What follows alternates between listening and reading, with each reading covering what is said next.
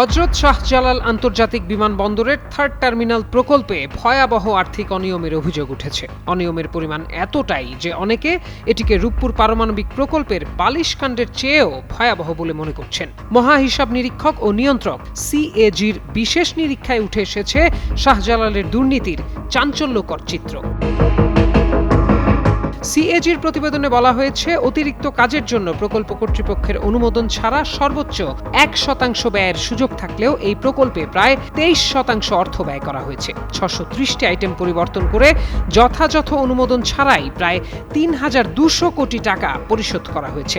আংশিক উদ্বোধনের ফিতা কাটতে খরচ দেখানো হয়েছে 44 কোটি টাকা। এছাড়া ডিজেল পাম্প সরবরাহে প্রায় 12 কোটি টাকা, ইউপিএস সরবরাহে 48 কোটি টাকারও বেশি এবং জ্বালানি তেলে 41 কোটি টাকা ব্যয় করা হয়েছে। চুক্তির বাইরে আগাম কাজের খরচ হিসাবে বিল পরিশোধ ও নির্মাণ কাজের গতি বাড়ানোর নামে ঠিকাদারকে পরিশোধ করা হয়েছে 217 কোটি টাকা।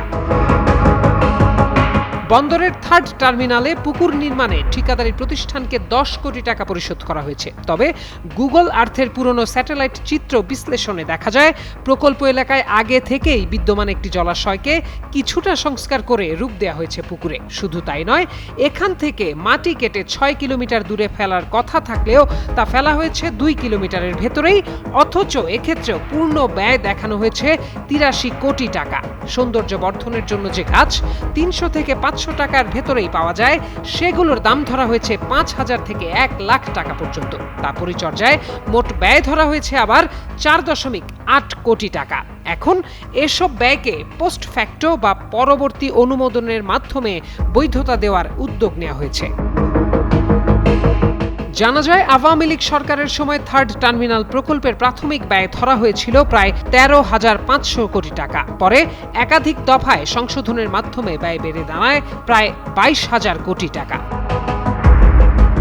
ট্রান্সপারেন্সি ইন্টারন্যাশনাল বাংলাদেশের নির্বাহী পরিচালক ডক্টর ইফতেখারুজ্জামান বলেন, চিহ্নিত অনিয়মগুলো যদি পোস্ট ফ্যাক্টো অনুমোদনের মাধ্যমে বৈধতা দেওয়া হয়, তাহলে সেটি হবে আরেকটি দুর্নীতির শামিল। তখন সকলে দুর্নীতির পর সেটেলমেন্ট কমিটির মাধ্যমে সেটেল করে নিতে চাইবে।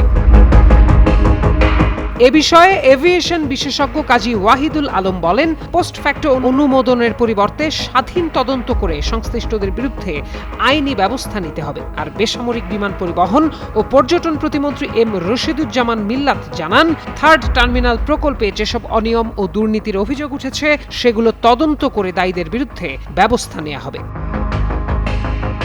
প্রত্যয় দাস, যুগান্তর নিউজ।